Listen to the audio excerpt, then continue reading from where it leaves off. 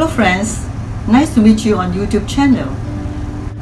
This chapter will continue to discuss Confucianism's impact on the Western world. Matteo Ricci.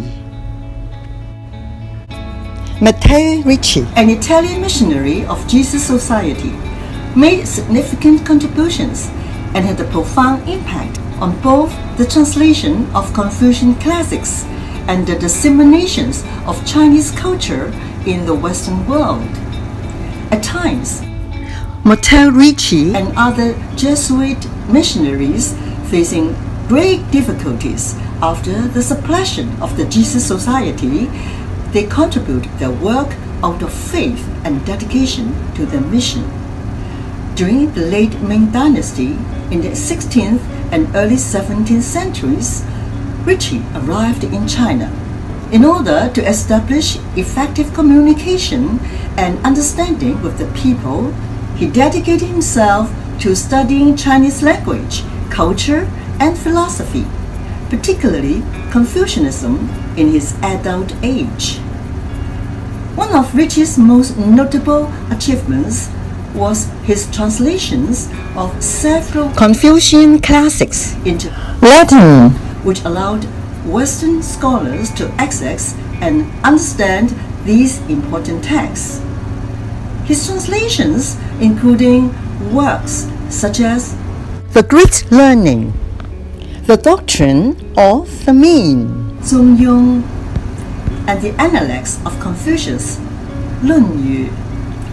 This translation paved the way for a deeper understanding of Confucianism in the West and contributed to the growth of Sinology, the study of China and its language and culture. Ricci's role, Introduction of Confucianism, Influence on European Thought, Bridging Cultures, And by adoption of Chinese dress, in his priesthood, Ricci revealed himself as Confucian scholar.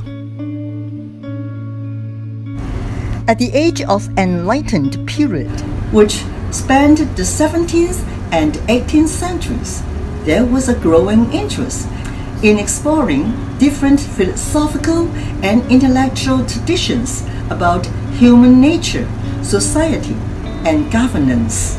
European thinkers sought to break away from the dominance of religious authority that under the medieval European civilizations of divine right, people thought the keys to heaven were in the hands of the Roman Catholic Church. Ricci's translation was significant Because they provided Western scholars with access to the core texts of Confucianism, which is central philosophy in Chinese culture.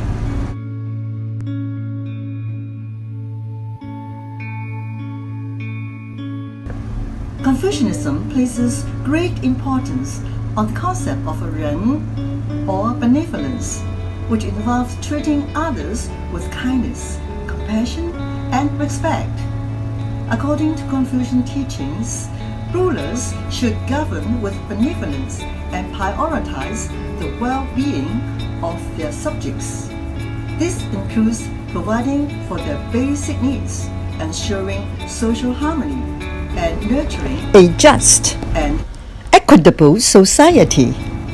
Western thinkers of that era were attracted to Confucian's ideals because they offered a moral and ethical framework that went beyond The doctrines of Christian Church.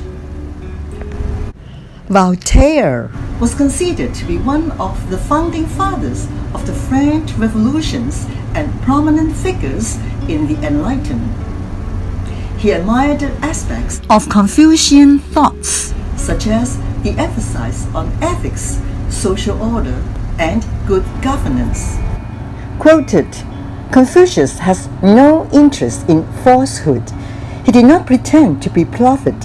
He claimed no inspiration. He taught no new religion. He used no delusions, flattered not the emperor under whom he lived.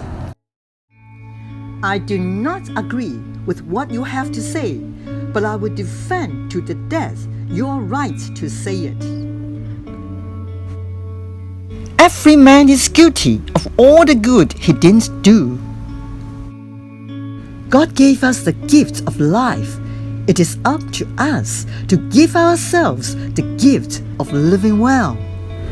Voltaire saw Confucius as the ideal deist and representative of deism, which he presented as a substitute for revolted religion.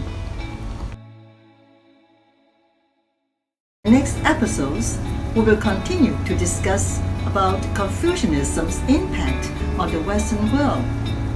Thank you for your watching. Have a nice day.